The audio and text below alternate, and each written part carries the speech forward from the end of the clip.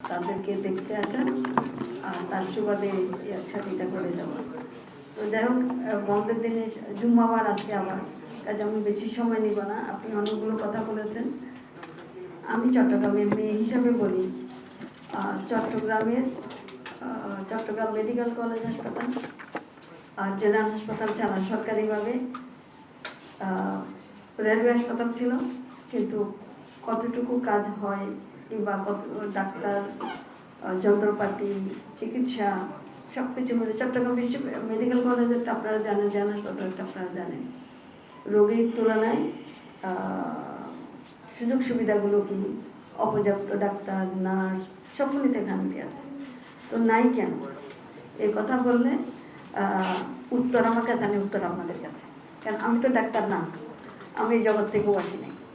আমার জগৎটা অন্য, গরিব মানুষের সাথে কাজ করার বিষয় ছিল। তো কাজে উনি যখন প্রথমবার ওনার সাথে আমার যখন পরিচয় হয়, সেটা মিনিস্ট্রিতে, আমার যাদেরকে ডেকেছিলাম সেটা হলো গরিবের জন্য ওনারা কে কী করেন। আমি খুব বেশি তথ্য ওখানে পাইনি, কিছু কিছু পেয়েছি, ওনারা কিছু দিয়েছেন, আরেকটা দুইটা দিয়েছে। আমাদের চাওয়াটা হলো সাধারণ মানুষ যেন চিকিৎসাটা পায়। তো চট্টগ্রামের দিক থেকে এত বছরের একটা ইতিহাস আমাদের যদি স্বাধীনতার পর থেকে ধরি, তাহলে 50 বছর তো হয়ে গেছে। ঢাকায় যেমন বিশেষ বিশেষ কিছু হাসপাতাল আছে, সরকারের অনেকগুলো হাসপাতাল আছে, চট্টগ্রামে সেরকম কিছু তৈরি হয়ে আসে নাই। এটা তৈরি হয়েছে, আপনাদের কাছে যেটা জানলাম সেটা হলো ব্যক্তিগত উদ্যোগে এটা তৈরি হয়েছে। চট্টগ্রামের মানুষের আমি যতটুকু জানি, এবং আমিও খুব প্রাউড ফিল করি যে চট্টগ্রাম মানুষের হার্ট অনেক বড়। তারা নিজেরা চাইলেই, এবং অনেক ব্যবসায়ী আছেন, অনেকে আছেন, ধনাঢ্য ব্যক্তি আছেন, তারা চাইলেই অনেক কিছু করতে পারেন। এমআরআই মেশিন এটা এমন কোনো বিষয় না, এটা চাইলেই আপনারা ব্যবস্থা করতে পারার কথা। আমাদের অনেক ধনাঢ্য ব্যক্তি আছেন, অনেক ব্যবসায়ী আছেন, কোটি কোটি টাকা ইনকাম করেছেন, তারাও এই কাজটা করে দিতে পারতেন। আমি ওইদিকে যাব না। আমরা কেন সরকারি হাসপাতালের কথাই বলি, আমাদের এখনও 10,000 ডাক্তারের অভাব আছে সরকারি হাসপাতালগুলোতে। পেরিফেরিতে আমরা ডাক্তার দিতে পারি না, যন্ত্রপাতির অভাব আছে। সরকারি হাসপাতালে 100% ফ্রি বললেও কিছু কিছু ওষুধ এবং কিছু কিছু পরীক্ষা নিরীক্ষা বাইরের থেকে করতে হয়। এটা লজ্জাস্কর আমাদের জন্য, সরকারের জন্য লজ্জাস্কর। আমি তার জন্য সত্যি সত্যি দুঃখ বোধ করছি, দুঃখিত যে আমরা এই পর্যাপ্ত সুবিধাটা আমরা তাদেরকে দিতে পারছি না। চট্টগ্রাম মেডিকেল কলেজ হাসপাতাল যখন আমি ভিজিট করি, টয়লেটের পাশে এখানে ওখানে বারান্দায় রোগী দেখে আমার কাছে মনে হয় নেই এখানে সুস্থ হয়ে যাওয়ার চাইতে অসুস্থ হয়ে যাওয়ার সম্ভাবনাটা অনেক বেশি। কাজে এগুলো নিয়ে আমাদের ভাবতে হবে। এখন আপনারা যেটা বলছেন, আমাদের আসলে সরকারের সক্ষমতাটা কি, এটা আপনারা নিজেরাও জানেন। যখন এই সরকার দায়িত্বে আসলো, তখন ডলারের রিজার্ভ কী ছিল আপনারা জানেন। কত হাজার হাজার কোটি টাকা লোন বগিয়ে রেখেছিল। আমরা প্রথম যেদিন ক্যাবিনেট মিটিংয়ে, ক্রয় কমিটির মিটিংয়ে আমরা বসি, তো সেখানে আসলো আমাদের গ্যাস কিনতে হয়, এটা তো রেগুলার এলপি গ্যাস আমাদের কিনতে হয়, সার কিনতে হয় মরক্কো থেকে, সৌদি আরব থেকে, কাতার থেকে, ইন্ডিয়া থেকে আগে নেওয়া হতো। তো সব মিলিয়ে একটা বড় অঙ্কের ডলার আমাদের লাগে সেগুলো আমদানি করার জন্য। আমাদের কাছে তখন সে পর্যাপ্ত ডলার নাই। কাতার, সৌদি আরব তারা বলে দিল টাকা না দিলে কোনো সার কিংবা দেওয়া যাবে না। যাই হোক, অনেক কষ্ট। কারণ কাকে দিবে? স্বাস্থ্যে দিবে, কৃষিতে দিবে, স্ট্রাকচারে দিবে, এডুকেশনে দিবে, খাটতো অনেক, কিন্তু টাকা কোথায়? তো যে কারণে আমাদেরকে ঠিক আছে আপাতত এই টাকা ডলার দিয়ে দাও, তাতে অন্তত আমাদের পেরিয়ডটা করুক, আমরা জিনিসগুলো আনতে পারি। তো ক্রমান্বয়ে আমরা চেষ্টা করে যাচ্ছি। কত হাজার কোটি টাকা লোন পরিশোধ করতে হয়েছে সেগুলো পত্রপত্রিকা আপনারা দেখেছেন। কত হাজার হাজার কোটি টাকা বাইরে চলে গেছে সেটাও আপনারা জানেন। কোনোটাই আপনাদের দৃষ্টির অগোচরে নেই, সবটাই আপনারা জানেন। তো এর মধ্য দিয়েই তো আমাদের চলতে হচ্ছে। আমি প্রথমত একটা বিষয় বলতে চাই। আপনারা কলেজের কথা বলেছেন, নার্সিং কলেজের কথা বলেছেন। নার্সের ক্ষেত্রেও আমাদের প্রায় 12,000 নার্সের সংখ্যা সরকারি লেভেলে, কিন্তু নার্স কি তৈরি হচ্ছে না? হচ্ছে তো, প্রাইভেটলি তো অনেকে করছে। তাইলে আমাদের দেশের বাইরেও কিন্তু নার্সদের প্রচুর ডিমান্ড নার্সের, কিন্তু কেন আমাদের নার্সদেরকে আমরা বাইরে পাঠাতে পারছি না? কেন তাদের দরজা আপনারা ওপেন করতে পারছেন না? আমি বলবো আমাদের কোয়ালিটির দিক থেকে খেয়াল করতে হবে। 2 নম্বর, ইংরেজি ভাষাটা শেখাতে হবে। আমার কাছে গত 3-4 দিন আগে একটা গ্রুপ আসলো জাপান থেকে, আপনাদের মনে আছে ডক্টর ইউনুস ওনাদেরকে বলে আসছিলেন 1 লাখ এখান থেকে লোক ওখানে পাঠাবেন। তারই সূত্র ধরে ওনারা আমাদের কাছে এসেছেন যাতে তাদের পর্যাপ্ত নার্স লাগে, তাদের পর্যাপ্ত কেয়ার গিভার লাগে। তো আমাদের সাথে আমরা প্রথমেই বললাম যে আমরা তো বেশি দিন নাই, কাজে আগে পরীক্ষামূলকভাবে করে দেখি, এটা যদি কাজ হয় 1000 তারা আমাদের কাছ থেকে নেবে, সরকারিভাবে নেবে। আমি বললাম তুমি সরকারিও রাখো, বেসরকারিও রাখো, তাতে করে আমি যদি বেসরকারিকে যদি উদ্বুদ্ধ করতে পারি তাহলে বেসরকারি পাবো, আমরা ট্রেন করতে পারবো, তাদেরকে বিদেশে পাঠাতে পারবো। তো আপনাদের কাছে আমি যাই না, আমি আজকে যেটা যে হাসপাতালটা কনস্ট্রাকশন হচ্ছে ইসলামী ব্যাংক হাসপাতাল, ওটার মধ্যে দেখে আসবো, ওখানে রুমও দেখে আসলাম।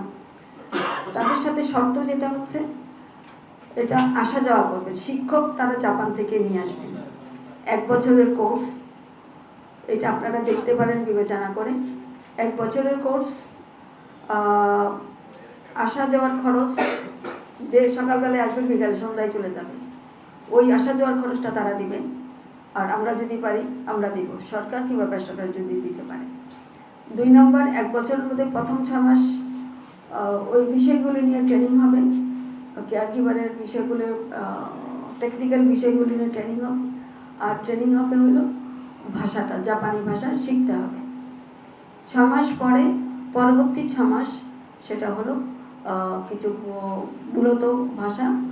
প্রথম 6 মাসে তাকে 4 লেভেলে যেতে হবে, যারা 4 লেভেলে চলে যাবে তাদেরকে 3য় লেভেলে নেওয়ার জন্য, কারণ জাপানে পাঠাতে হতে 3য় লেভেলটা মাস্ট, তখন তারা এদেরকে 100%কে তারা নিয়ে যাবে। টিচারের বেতন আপনাদেরকে দিতে হবে না, আমাদের শুধু দিতে হবে একটা ক্লাসরুম, আর ক্লাসরুমের সাথে যা থাকে সেই জিনিসগুলো। ওদের টিচারের একটা থাকার রুম দিতে হবে যাতে উনি ওখানে থাকতে পারেন, কারণ ওনাকে দিন রাত থাকতে হবে। তো এই সুযোগটা যদি আমরা নিতে পারি তাহলে আমরা অনেকগুলো ছেলে মেয়েকে, 50% মেয়ে 50% ছেলে, যারা এটা নিতে আগ্রহী থাকেন, আমি যেটা বলেছি যদি আসা যাওয়ার খরচ ওরা নিজেরা বিয়ার করতে না পারে তাহলে এককালীন 3,000 টাকা নেবে, নিয়ে প্রতিষ্ঠান যে করবে তারা নেবে, কিংবা 4,000 টাকা নেবে। পরবর্তীতে তারা ওখান থেকেই দিয়ে যদি কাছাকাছি হয় তাহলে তাকে দিতে হবে না, যাকে দিতে হবে তারা দিবে, কিন্তু ভর্তিটা সবার কাছ থেকে 3,000 কিংবা 4,000 টাকা নেবে। এখনও ফাইনালাইজ কিছু হয়নি, তারা আমাদের কাছে প্রস্তাব দেবে। 1 লাখ কিন্তু নেবে, এটা মাথায় রাখেন। এটা মূলত নিবে হলো কেয়ার গিভার। কাজেই এটা একটা সুযোগ আমাদের চট্টগ্রামের ছেলে মেয়েদেরকে বাইরে পাঠানোর। আমার ব্যক্তিগত অভিজ্ঞতা আছে, গ্রামীণ শিক্ষা বলে একটা প্রতিষ্ঠান আছে, ডক্টর যেটা সৃষ্টি করেছিলেন, এখনও সেটা কাজ করে। ওটার মাধ্যমে জাপান অটো মেকানিক বলে একটা স্কুল, জাপান এবং গ্রামীণ শিক্ষার যৌথ কোলাবোরেশন এটা হয়েছিল। আমাদের হলো 1% শেয়ার, বাকি 99% শেয়ার হলো ওদের। আমরা মাত্র 1 লাখ টাকা দিয়েছি, বাকি টাকা ওরা দিয়েছে, আমরা কোনো খরচ বের করি নাই ওই 1 লাখ টাকা ছাড়া। তো তাদের ক্ষেত্রে তারা যেটা করেছে 10 জন কিংবা 12 জন এরকম, তারা একেবারে থরো অ্যাডভার্টাইজমেন্ট থেকে শুরু করে এগুলো আমাদের মাঝে গ্রামীণ শিক্ষার আমরা ভলান্টারি এগুলো করি। গ্রামীণ ব্যাংকের সদস্যদের ছেলেদেরকে আমরা এটার মধ্যে নিয়ে আসি, গরিব কিছু 2-4 জন বাইরেও থাকে।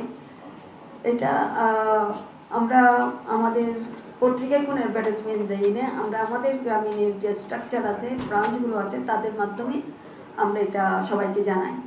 জানানোর পরে আমাদের কাছে অ্যাপ্লিকেশন যেগুলো আসে সেগুলোর থেকে রিকোয়ারমেন্ট সেটা হলো 22 বছর, 16 থেকে 22 এর উপরে যেতে পারবে না, ওরকম ছেলেদেরকে নিয়ে আমাদের এটা হয়, পরীক্ষাটা হয়। তারা আসে এখানে ফিজিক্যাল পরীক্ষা থেকে শুরু করে গ্রুপে গ্রুপে তাদের প্রথমে রিটেন পরীক্ষা, তারপরে ভাইবা হয় একটা গ্রুপের মধ্যে। সেখানে ইংরেজি ভাষাটাও তারা দেখে। সব মিলার পরে যাদেরকে তারা বাছাই করে, ফিজিক্যাল একটা পরীক্ষা হয়, স্টামিনা কি আছে না আছে বলে দেখার জন্য। তারপরে যারা সিলেকশন হয় তাদেরকে 1 বছরের ট্রেনিং দেয়। এই 1 বছরের ট্রেনিংয়ের কিন্তু তাকে পুরোপুরি একটা মেকানিকে তারা বানায়। তার সাথে ইংরেজি জাপানি ভাষা শেখায়। যারা পাশ করে তাদেরকে তারা 100% নিয়ে যায়। কিন্তু এই যে এই সময় জাপানি টিচার, ল্যাঙ্গুয়েজ সব কিছু কিন্তু জাপানের, তো এটার পিছনে যে খরচটা হয় আমাদের যারা এখানে আসে তাদেরকে 1 পয়সাও দিতে হয় না। তারা এখান থেকে যখন ওখানে চলে যায় চাকরি করে, 3 বছরের মধ্যে 3 বছরের চাকরি নিয়ে যায়। 3 বছরের মধ্যেই প্রথম 3 ভাগের 1 ভাগ টাকা প্রতি মাসে তারা দিয়ে তাদের যে লোনটা হয়েছে সেই লোনটা পরিশোধ করে। বাকি 2 ভাগ টাকা তারা ইচ্ছা করলে নিজে রাখে কিংবা পরিবারে পাঠায়, সেটা তার ইচ্ছা। যারা কাজ খুব ভালো করছে তাদেরকে আবার এক্সটেনশনও হয়। তো কাজে আমি মনে করি কেয়ার গিভার আমাদের জন্য একটা ভালো অপরচুনিটি। আপনারা যদি মনে করেন এটাকে নিতে চান তাহলে এটা নিতে পারেন, কিন্তু তাদের এই রিকোয়ারমেন্ট যেটা সেটা আমি বললাম। নার্সের ক্ষেত্রে বলি, এটাকেও আমাদের নার্সদেরকে যদি আপনারা ইন্টারেস্টেড থাকেন, ল্যাঙ্গুয়েজটা হলো বড় ব্যারিয়ার, তাহলে ওইটার ক্ষেত্রে তারা আপনাদেরকে হেল্প করতে পারেন। আমি যদি আপনারা চান আমি ওইটা করতে পারি। যারা আমাদের ডিপ্লোমা নার্স, আমি বিএসসি নার্সের কথা বলছি না, ডিপ্লোমা নার্স যারা এখনও চাকরি পায়নি, আপনাদের কাছে যদি এরকম কোনো বিষয় থাকে তাদেরকে আমরা রিকোয়েস্ট করতে পারি। তাহলে তাকে বেসিক জিনিসটা শেখাতে হবে না, তাকে যদি ওই গ্রেড 3 পর্যন্ত তারা নিয়ে যেতে পারে তাদেরকেও তারা নিয়ে যাবে। তো সেরকম যদি কোনো অপরচুনিটি চান, আমি জানি আমাদের অনেক নার্স চাকরি পায় না, চাকরি হয় না, ইভেন ডাক্তারদেরও হয় না। কাজে এটা একটা সুযোগ আছে, সেটা আপনারা আমার মনে হয় নিতে পারেন। সেটা আমি আপনাদের বললাম, চট্টগ্রামে এটা প্রথম শুরু করলাম। কোয়ালিটি হলো তো মেডিকেল কলেজের কথা বলছেন। সরকারের 37টা মেডিকেল কলেজ আছে, বেসরকারি আছে 67টা। আমরা একটা ম্যাট্রিক্স ঠিক করছি। এই ম্যাট্রিক্সের মধ্য দিয়ে, কারণ কোয়ালিটি হলো ইম্পর্টেন্ট জিনিস। আমি যে মেডিকেল কলেজে পড়াশোনা করাবো সে যদি ভালো এক্সপিরিয়েন্স না হয়, ভালো শিক্ষা না পায়, তার যদি অ্যানাটমি পড়ার টিচার না থাকে, তার যদি বেসিক সাবজেক্টের টিচার না থাকে, তার যদি ভালো ল্যাব না থাকে, তার যদি ভালো সিমুলেশন ল্যাব না থাকে, অর্থাৎ যা যা দরকার একটা ডাক্তারি পড়তে, কোয়ালিটির ডাক্তার বানাইতে আমার যা যা থাকার দরকার, সেগুলোর যদি খামতি থাকে তাহলে সে ভালো ডাক্তার হয়ে উঠতে পারবে না। আর এই ভালো ডাক্তার হয়ে উঠতে না পারলে সেই যে ডাক্তার সে আমাদেরকেই ট্রিটমেন্ট করবে, তখন সে কি মানুষ মারবে নাকি মানুষ বাঁচাবে, সেই দায়িত্ব এখন আমাদের কাছে চলে আসছে। কাজে এটার উপরে খুব নজর দিতে হবে। আমরা সামনে একদম কঠিনভাবে বলে যাচ্ছে, এটা আমার হাত দিয়েই হবে। কিছু কিছু মেডিকেল কলেজ যেগুলো ম্যাট্রিক্সের নিচে পড়ে যাবে তাদের আমরা নতুন করে ভর্তি নেওয়াটা বন্ধ করে দেব, এবং সেগুলোর যারা আছে তাদেরকে যতদূর পারি মার্চ করে দিব অন্যগুলোর সাথে, সেটা সরকারি হোক বেসরকারি হোক। আর হলো একটা সময় এসে এগুলোকে নতুনভাবে যদি কিছু করা না হয় তাহলে আমরা এগুলো স্থায়ীভাবে বন্ধ করে দেব। এইটাও কিন্তু আমি বলে গেলাম, কারণ আমার কাছে কোয়ালিটি ইজ মোর ইম্পর্ট্যান্ট। আমার ব্যাগে ছাতার মতন আমি ডাক্তার বার করলাম, নার্স বার করলাম, কিন্তু কোয়ালিটি থাকলো না, কেউ তাকে নিল না। আমি তো চাই আমাদের নার্সদেরকে, আমাদের ডাক্তারদেরকে অন্যরা লুফে নিক, বাইরে তারা পড়াশোনা করার সুযোগ পাক, স্কলারশিপ পাক। কিন্তু এগুলো অনেক কিছু এখন নাই, সরকারি উদ্যোগে তো পাঠানোর ব্যবস্থাই নাই এখন অনেকটা। কেউ কেউ যায় নিজে ব্যক্তিগত উদ্যোগে, এটা সরকারের দায়িত্ব। যারা ব্রিলিয়ান্ট, যারা ভালো রেজাল্ট করে তাদেরকে আরও অধিকতর প্রশিক্ষণের জন্য বাইরে বিশেষ বিশেষ সাবজেক্টের উপরে বিশেষ বিশেষ, কারণ আমার শিক্ষক যদি ভালো হয় আমার চিকিৎসাও ভালো হবে, চিকিৎসক যদি ভালো না হয় তাহলে চিকিৎসা করতে ভালো হবে। কাজে এই দুটোর উপরে আমরা গুরুত্ব দিচ্ছি, আপনাদেরকে সেটা একটু বলে গেলাম। আপনাদের এই হাসপাতালটা অনেক বছর আগে থেকেই করা, 79 থেকে, অর্থাৎ আমরা যখন গ্রামীণ ব্যাংক করি সেই সময় থেকে শুরু। গ্রামীণ ব্যাংক সাস্টেনেবল হয়ে গেল। আমরা 1995 সালের পর থেকে আমরা 1 পয়সা বাইরের কোনো অনুদান আমরা নেইনি, বাইরের কিংবা দেশের কোনো জায়গা থেকে আমরা কোনো অনুদান নেইনি। আমরা আমাদের সক্ষমতাটা অর্জন করেছি। কাজে হাসপাতালের সক্ষমতা অর্জন না করলে সারা জীবন মানুষের উপর ডিপেন্ডেন্ট হয়ে থাকাটা মোটেও এটা সুখকর নয়। এটাকে সাস্টেনেবিলিটির দিকে নিয়ে যেতে হবে। কি কি করলে আপনি সাস্টেনেবিলিটির দিকে নিয়ে যাবেন সেটা আপনাদেরকে বিবেচনা করতে হবে, কীভাবে আপনারা করবেন সেটা আমি এখান থেকে বলে দিতে পারবো না, কিন্তু আপনাদেরকে সক্ষমতা অর্জন করতে হবে, নিজের পায়ে নিজে দাঁড়াতে হবে। সারা জীবন যদি আপনি সরকারের উপর একটা এমআরআই মেশিনের জন্য যদি আপনি সরকারের দিকে তাকিয়ে থাকেন তাহলে কি করে হয়? এটা আপনাকে করতে হবে, আপনার নিজেদেরকে করতে হবে। এই যে আমি বলি আমাদের এইসব জায়গায় সক্ষমতাটা আসার দরকার। যেহেতু ঢাকা বেশ সব কিছু হয়েছে, নিউরোসায়েন্স ঢাকায়, অর্থোপেডিক ঢাকায়, একটা অ্যাক্সিডেন্ট হলে কঠিন অবস্থার মধ্যে পড়লে তাকে ঢাকায় পাঠাতে হয়, নিউরো কিছু হলে তাকে ঢাকায় পাঠাতে হয়, বিশেষ ক্ষেত্রে তাকে চক্ষুর জন্য যদি হয় তাকে এবার আন্দোলনে বৈষম্য বিরোধী আন্দোলন হলো, অনেকেরই আমাদের চট্টগ্রাম থেকে ঢাকায় এনআইইউতে পাঠাতে হলো, আমাদের সে সক্ষমতা নাই। এটা আমাদের জন্য লজ্জাস্কর। কেন নাই? এগুলো তো আমরা একটা একটা করে করতে পারতাম। কাজেই কীভাবে করব সে মানুষটাকে আমরা তৈরি করেছি। প্রথমত বললাম ডাক্তার নাই, আমরা এবার 3000 ডাক্তার নিয়েছি, আরও 2000 ডাক্তার নেওয়ার প্রক্রিয়ার মধ্যে আছে। আগের থেকে আমরা কিছু পাবো, তাতে আশা করি আমরা যাওয়ার আগে 3500 ডাক্তার সরকারের আমরা ঢোকাতে পারবো, যেগুলিকে আমরা পেরিফেরিতে দেওয়ার ব্যবস্থা করতে পারবো, তাতে কিছুটা হয়তো কমে আসবে। এবং সেভাবেই 3500 নার্স অলরেডি আমরা নিয়েছি, তারা এবার অটোমেশনে নিজেদের জায়গা নিজেরা পোস্টিং কোথায় নেবে সেরকম চয়েস দিয়েছে, সেভাবে তারা যাবে, তাতে অনেকে দূরেও পড়ে যাবে। আমাদের স্বচ্ছতার দরকার, অনেস্টির দরকার। আমাদের যদি অনেস্টি না থাকে, অনেস্টি শুধু টাকা পয়সা খায়, টাকা পয়সা মারে এটা না, অনেস্টি সময়ের অনেস্টি। আমি আমার 8টায় ডিউটি, আমি 8টায় করলাম। আমি বিশেষ করে কথাগুলো আমি জানি না প্রাইভেটের কথা, কারণ আমি তো দেখি নাই। 8টায় ডাক্তার আসার কথা, ডাক্তার আসলো কিনা, এইটা আমার অনেস্টি। আমার যাওয়ার কথা 2টায়, আমি 2টায় গেলাম নাকি আমি 1টার সময় চলে গেলাম, এইটা আমার অনেস্টি। ইমান কোথায়? শুধু নামাজ পড়লে আমার ইমান আমার ঠিক থাকবে না। আমার ইনকাম যেটা আমি করছি 100% পিউরিফাই হচ্ছে কিনা, আমার যে ডিউটি দেওয়া আছে সেই ডিউটি আমি 100% পালন করলাম কিনা, সেটার উপরেই আমার ইনকামটা হক আদায় হবে। তো কাজে এগুলোকে মাথায় রেখে আমরা যদি সেই কাজগুলো 100% ঠিকভাবে করি, আমরা যদি কোনো রকম ফাঁকির ব্যবস্থা না করি, আমাদের একটা কালচার হয়ে গেছে, কিছু একটা হইলেই এটা ছুটি ঘোষণা করো। বাইরে কিন্তু সেটা নাই, তারা বিশেষ কোনো ঘটনা ঘটলেই 2 ঘন্টা কাজ বেশি করে, তাতে দেশ এগিয়ে যায়। তো আমি জানি না আমাদের এই কালচারগুলি আমাদের জীবনে কখন আসবে। আমাদের ডাক্তারদের মধ্যে, নার্সদের মধ্যে, সাধারণ মানুষের মধ্যে, সবার মধ্যে একটা অস্থিরতা কাজ করছে। এই যে চট্টগ্রাম বিশ্ববিদ্যালয়ে যে ঘটনা ঘটে গেল, 3টা বাচ্চা একেবারে মরণপণ অবস্থার মধ্যে চলে গেল, এত অসহিষ্ণু আমরা হয়ে গেলাম। আমরা শুধু অসহিষ্ণু হয়ে নাই, আমরা অ্যারোগেন্ট হয়ে গেছি, আমরা ক্রিমিনাল টাইপের হয়ে যাচ্ছি। তাহলে কেন এটা হচ্ছে? আমার মানসিক অবস্থাটা কি? এই মানসিক ট্রিটমেন্টটা কি? আমরা কি মানসিক ট্রিটমেন্ট দিতে পারছি? রোগী যখন আসে আমরা কি রোগীর প্রতি সমান সময় দিচ্ছি? আমি কি আমার পকেটের দিকে দিচ্ছি নাকি আমি রোগীর পকেটের দিকে দিচ্ছি? যেটা বলা হচ্ছে, এগুলো আমি নতুন এসে শিখেছি যে 71% রোগীর টাকা চলে যায় নন কমিউনিকেবল ডিজিজের জন্য। সেটা কোথায়? হাইপার টেনশন, ডায়াবেটিক্স, আর হলো প্রেশার, এগুলোর কারণে যা যা হয়, যে রোগগুলো সেটার কারণে। এগুলো প্রত্যেকটাই তো প্রিভেন্টিভ ছিল। আমরা কি প্রিভেনশনে যাচ্ছি? যদি না গিয়ে থাকি, এখন ফরজে ক্যাফায় হয়ে গেছে প্রিভেনশনে যাওয়ার।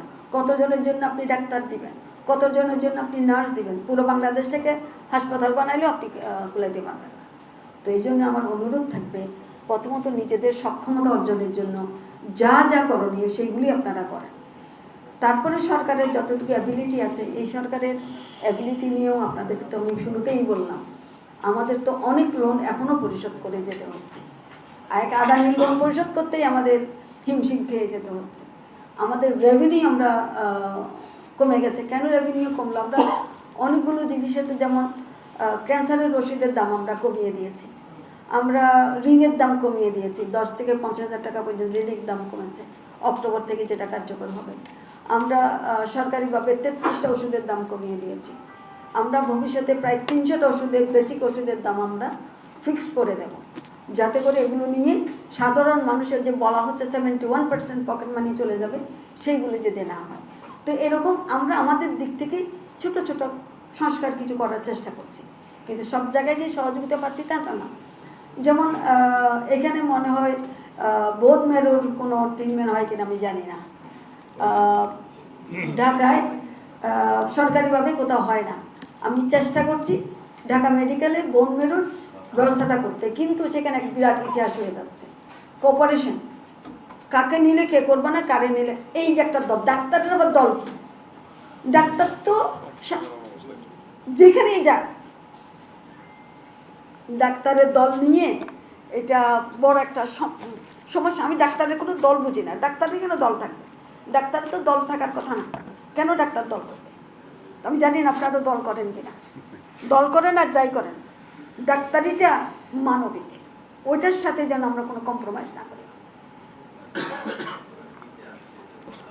সরি, পানি খেতে হয়।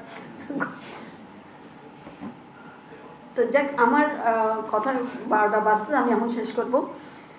আমি আপনাদেরকে ওইটাই বলবো, মানবিক যে ডাক্তার বানানোর দরকার, আপনারা মানবিক ডাক্তার বানানোর চেষ্টা করেন।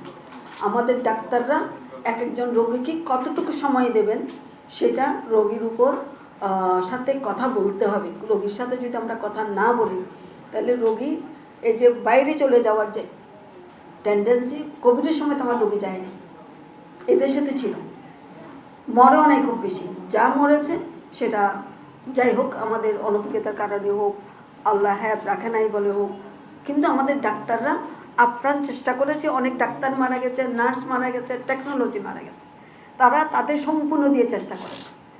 তাইলে এই জিনিসটাকে যদি, স্পিরিটটাকে যদি আমরা ধরে রাখতে পারি, আমার কোয়ালিটি যদি ভালো হয় এবং তাকে যদি আমি মানবিক ডাক্তার হিসেবে তৈরি করতে পারি। আরেকটা কথা বলে শেষ করবো, ডাক্তার কামরুল বাংলাদেশে কিডনি ট্রান্সপ্লান্ট করার মধ্যে সে হলে 1 নম্বরে আছে। সে করেছে 1800+, আর সারা বাংলাদেশ মিলে করেছে এরকমভাবে। কেন? সরকারি হাসপাতালেও দেখলাম নিগডুতেও সপ্তাহে 1টা নেলে 2টা করে, কেন করে না? আমি কামরুলকে বললাম যে কামরুল, আপনি আমারে নিগডুতে একটা সক্ষমতা অর্জন করার ট্রেনিং দিয়ে দেন, যাতে আমরা এটা করতে পারি। ওর প্রথম আমাকে যেটা উত্তর দিল যে ম্যাডাম, আমি তো হার্ট পাচ্ছি না। আমি একটু অবাক হইলাম, কি রে, হার্ট পাচ্ছি না মানে কি? তাৎক্ষণিকভাবে খেয়াল হলো যে ও তো এই হার্টের কথা বলে নাই, সে ওই হার্টের কথা বলেছে যেই হার্ট আমরা চাই ডাক্তারের মধ্যে থাকে, সেই হার্ট সে পাচ্ছে না। সবাই পয়সা চায়, আমি একটা করলে 10 লাখ টাকা করতে পারবো, আর আমি 2টা করে যদি 10 লাখ টাকা নেই, কিংবা 3টে করে যদি আমি 10 লাখ টাকা নেই, রোগী সাশ্রয় হবে, আমার কষ্টটা বেশি হবে। তো এই কাজের দিকে সে উদ্বুদ্ধ করতে পারছে না, কিছু কিছু পারছে, এবং সামনে হয়তো সেটা হবে। তো আমি ওই জায়গাটাই আপনাদেরকে বলছি, আপনারা হাত দেন যাতে আমাদের মানবিক ডাক্তার তৈরি হোক। আমরা নিশ্চয়ই ভালো থাকবো। কত টাকা আমি কবরে নিয়ে যাব? আমি তো কবরে কোনো টাকা নিতে পারবো না। ছেলে মেয়েকে দিব, ছেলে মেয়ে কী করবে? বউ কী করবে? স্বামী কী করবে? আমার হাসরের মধ্যে কি তারা যাবে? আমার পাশে দাঁড়াবে? তখন তো ইয়ানুমসি করতে হবে। তো যাই হোক, এখন হিন্দু ধর্মও সেই একই জিনিস আছে, বৌদ্ধ ধর্মও সেই একই জিনিস আছে। মানবিকতা হইলে সবচেয়ে বড় জিনিস। তো এইটাই যেন আমরা করতে পারি, প্রপার মানুষ যেন আমরা তৈরি করতে পারি, সেটার প্রতি দৃষ্টি আকর্ষণ করে আমি বিদায় নিচ্ছি। এই মুহূর্তে আমি আপনাদের কোনো কমিটমেন্ট করছি না। আপনি যেহেতু এসেছেন চট্টগ্রাম নিয়ে বেশ কিছু কথা বললেন, আপনার অবজারভেশন দেখে আমাদের খুবই ভালো লাগলো। দাম বেঁধে দিয়েছি আমরা তো সরকার এইভাবে। একটা কম্বো টেস্ট হয়, সেটা হলো ডেঙ্গু চিকুনগুনিয়া। এটা কত পার্সেন্ট? সেটা পরীক্ষা করতে কত পার্সেন্ট রোগীর করতে হয়? এটা সব রোগীর তো এটা করতে হয় না। ম্যাডাম, এটা ডেঙ্গুটা করতে সরকারি 100 টাকা নেয়, আমরা বেঁধে দিয়েছি। আমরা মিটিং করে সবার সাথে আমরা আলোচনা করে বলছি এর বেশি নেওয়া যাবে না। আমাদের তো জিনিসটা এখানে এই মুহূর্তে আমি এখন জানলাম, এটা আমাকে আগে বলে নাই। প্রথমত যেটুকুই আছে সরকারি হাসপাতালে, একটা আমি আগেই বলেছি যে আমাদের সরকারের সব ওষুধ দিতে পারে না, সব টেস্ট করতে পারে না, সব সরঞ্জাম আমাদের নাই। তো যেটা নাই এই মুহূর্তে যে অর্থের সংস্থানের কথা বললাম, সেই অর্থ আমার থাকতে হবে। দ্বিতীয়ত অর্থ থাকলো সরকারি লেভেলে যেটা দেখি, যেটা আমার কাছে কখনোই পছন্দ নয়, দীর্ঘসূত্রিতা। এই যে আমি একটা অর্ডার করব, যন্ত্রপাতি যে বাইরের থেকে আনবো, এটাকে আমরা চাচ্ছি যাতে সঠিকভাবে জিনিসটা হয়, ইজিপির মাধ্যমে হয়। কিন্তু এখানে জাস্ট এই বছরের কথা বলে যায় আপনাদেরকে, আমাদের প্রায় 350 কোটি টাকার যন্ত্রপাতি আনতে হবে। এই 350 কোটি টাকার মধ্যে এগুলো না, ওর মধ্যে এমআরআই মেশিন আছে, লেনার মেশিন অর্থাৎ ক্যান্সারের মেশিন আছে, এমআরআই মেশিন আছে, ক্যাথ ল্যাব আছে, নানা রকমের আছে। তো এইটা আমরা সিদ্ধান্ত নিলাম জুন মাসে যে আমরা সব তথ্যপত্র নিয়ে এইগুলো আমরা কিনবো। এখন এটা কিনতে হলে আমাকে একটা স্বচ্ছতার মধ্যেই কিনতে হবে। সেই ব্যক্তিটা কে হবে, কাকে নিয়ে আমি কমিটিটা, একটা এক্সপার্ট কমিটি করার কথা বলেছে, যারা এটার স্পেসিফিকেশনগুলোকে ঠিক করবে যে এই হলে এগুলি কেনা যাবে। এই এক্সপার্ট কমিটি করার জন্য আমাকে অপেক্ষা করতে হচ্ছে, কারণ এরে নিলে এ আসবে না, এরে নিলে এ আসবে না। কাজে আমাদের তো দলীয়করণ সর্ব জায়গায় হয়েছে। তো যাই হোক, আমাদের এখন সেই এক্সপার্ট কমিটিটা হয়েছে। আমরা আশা করি আমরা এই জিনিসগুলো কেনার জন্য তাদের স্পেসিফিকেশনগুলি নিয়ে, কিন্তু দেখেন সময়গুলি কিভাবে চলে যাচ্ছে, জুন চলে গেল, জুলাই চলে গেল, আগস্ট চলে গেল, আমরা আগাতে পারছি না। সরকারের এই জায়গাগুলোতে খুব দীর্ঘসূত্রিতা আছে। আর যেটা বলছেন, আমরা অনেকগুলো জিনিস দিই, যেমন ধরুন সাপের যে অ্যান্টিভেনম, এটা তো আমরা দিচ্ছি, এটার দাম তো 12,000 টাকা।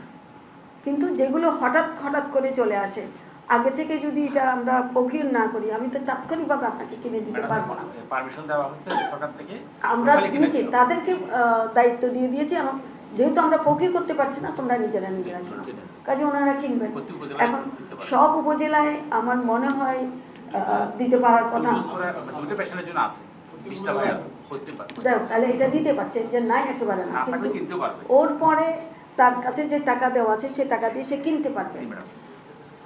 আমি এটুকুই মনে করি যে চিকুনগুনিয়াটা এখন হঠাৎ করে আবার নতুন করে আসছে। ডেঙ্গুটা অনেকটা কন্ট্রোল কিছু কিছু জায়গায়, যেমন বরগুনায় আপনারা পেয়েছেন। বরগুনায় যেটা হয়েছে, ওখানকার মানুষ, ওরা তো সাগরের লোনা পানি ছাড়া ওদের কোনো পানি নাই। ডিপ করে যে পানি নেবে, টিউবওয়েল দিয়ে সে পানির ব্যবস্থা তাদের নাই।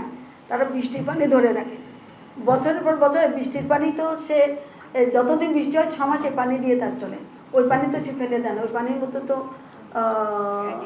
এডিস মশা হচ্ছে। তাহলে আমি এটা কন্ট্রোল করব কি করে? এটা কি স্বাস্থ্য মন্ত্রণালয়ের পক্ষে সম্ভব না। কিছু বিয়ন্ড কন্ট্রোল, আর কিছু আছে আমাদের নিজেদের মধ্যে। তার মধ্যে আমি সবচেয়ে বেশি করে বলবো, এই দায়িত্ব আপনার মিডিয়ার, এই দায়িত্ব এখানে আমরা যারা আছি আমাদের সবার, এই দায়িত্ব নাগরিকের। এটা দল মত নির্বিশেষে সবারই। এই যে আসার সময় দেখলাম অনেকগুলো জায়গায় পানি জমে আছে, রাস্তা দেখলাম হালিশহর থেকে এয়ারপোর্ট থেকে দেখলাম অনেকগুলো জায়গায় ভাঙ্গা সেখানে পানি জমে আছে। তো এটা তো এখানকার দায়িত্ব, সিটি কর্পোরেশনের দায়িত্ব রাস্তাটা ঠিক করা, পানি যাতে জমে না থাকা। তাহলে যার যার জায়গা থেকে আমরা যদি প্রত্যেকে আমাদের দায়িত্বটা পালন করি, তাহলে তো এগুলো হয় না। কিন্তু আমরা তো কেউ রিলাক্টেন্ট। কাজে এই জিনিসগুলোকে আমাদের সোচ্চার হতে হবে, এই কাজগুলো করেন, আমাদের সোচ্চার হতে হবে, এই কাজগুলো আমাদের শেষ করতে হবে। আমরা সবাই মিলে যদি করে, আমার জায়গা আঙ্গিনা যদি আমি পরিষ্কার রাখি, আপনারটা যদি আপনি রাখেন, মেয়রটা যদি মেয়র রাখে, হাসপাতালটা যদি, হাসপাতালও এই জিনিস আছে, ড্রেনে দেখা যাচ্ছে দিনের পর দিন ড্রেন বন্ধ আছে, ওখানে পানি জমে গেছে। তো কাজে আমাদেরকে দেখতে হবে। তো ধন্যবাদ সবাইকে, থ্যাংক ইউ, আসসালামু আলাইকুম।